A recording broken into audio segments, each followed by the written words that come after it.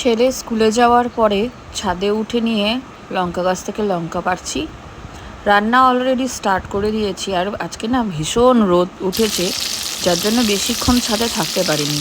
তাড়াতাড়ি লঙ্কাগুলো নিয়ে চলে এসেছি। ছোট মাছের চচ্চড়ি হবে, মাংস হবে, ডাল করেছি মটর ডাল, এই দেখো। আর অনেকদিন খাই না, খুব ইচ্ছা হলো তাই আজকে হুট করে বানালাম।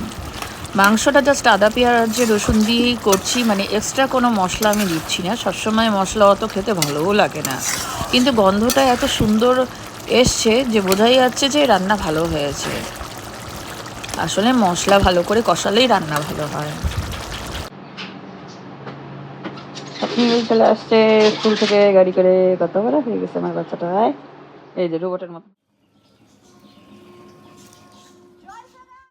আর আমি একটু ফেস প্যাক মাঝখানে একটু দিয়েছিলাম, আর ছেলে স্কুল থেকে এসে নিয়েই ছাদে উঠে গেল। আজকে আমি চাচ্ছিলামই না যে ছাদে উঠুক বা আমি উঠি, ওই জন্য জামা কাপড়গুলো কিন্তু দিলাম হচ্ছে তোমার সিঁড়ি ঘরটার মধ্যে। তাও হচ্ছে যে কথা শুনে না, ছাদে উঠে গেছে জল দেবে বলে।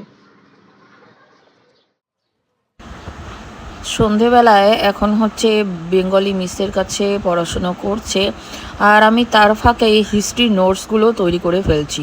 টিচার ঠিক করা হয়েছে আমার মার ওখানেই পড়ায়।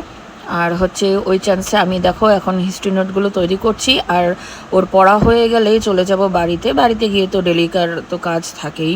তো এই চলছে সারাদিন ধরে। বান্ধবীরাও বলে তুই কি করে সামলাস, আমি বলি সবই হয়ে যায়, আর কি করব।